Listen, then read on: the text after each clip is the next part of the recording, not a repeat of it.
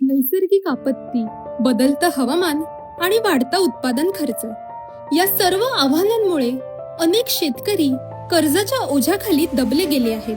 हे शेतकरी कर्ज घेऊन नियमित परतफेड करतात. अशा शेतकऱ्यांना प्रोत्साहन देण्याच्या हेतूने नियमित कर्ज परतफेड केलेली असल्यास अशा पात्र शेतकऱ्यांना 50,000 रुपयापर्यंत प्रोत्साहनपर लाभ देण्यात येईल. राज्यातील बँकिंग यंत्रणा सक्षम असावी यासाठी समितीच्या शिफारसीतील निकषानुसार निर्णय घेण्यात येईल. शेतकरी वारंवार कर्जबाजारी न होता त्याला कायमस्वरूपी कर्जमुक्त करण्याचा शासनाचा संकल्प असून याबाबत समितीच्या शिफारसी अनुसार दीर्घकालीन उपाययोजना करण्यात येत आहेत. शेतकऱ्यांना दिलासा देण्यासाठी राज्य शासनाने पुण्यश्लोक अहिल्यादेवी होळकर शेतकरी कर्जमुक्ती योजना 2026 जाहीर केली आहे. या योजनेअंतर्गत पात्र शेतकऱ्यांना मिळणार 2 लाख रुपयांपर्यंतची थेट कर्जमुक्ती आणि शेतकऱ्यांना कर्जमुक्ती देऊन प्रामाणिक परतफेडीचा राज्य शासन सन्मान करणार आहे.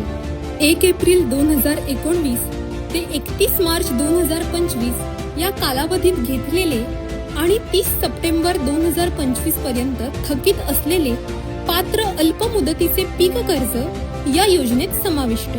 योजनेचा आणखी एक महत्त्वाचा भाग म्हणजे नियमित कर्जफेड करणाऱ्या शेतकऱ्यांसाठी प्रोत्साहनपर लाभ. वेळेवर कर्जफेड करणाऱ्या पात्र शेतकऱ्यांना 50,000 रुपयांपर्यंत प्रोत्साहनपर लाभ. ज्या शेतकऱ्यांचे पात्र कर्ज 2 लाख रुपयांपेक्षा जास्त आहे त्यांच्यासाठी 1 टाइम सेटलमेंट म्हणजेच OTS ची सुविधाही उपलब्ध आहे. या योजनेचा लाभ राज्यातील सुमारे 56 लाखांहून अधिक शेतकऱ्यांना मिळणार असून यासाठी भरीव तरतूद केली आहे. योजनेची अंमलबजावणी ऑनलाईन पद्धतीने करण्यात येणार आहे. यासाठी शेतकऱ्यांनी आधार प्रमाणीकरण करणे अनिवार्य आहे.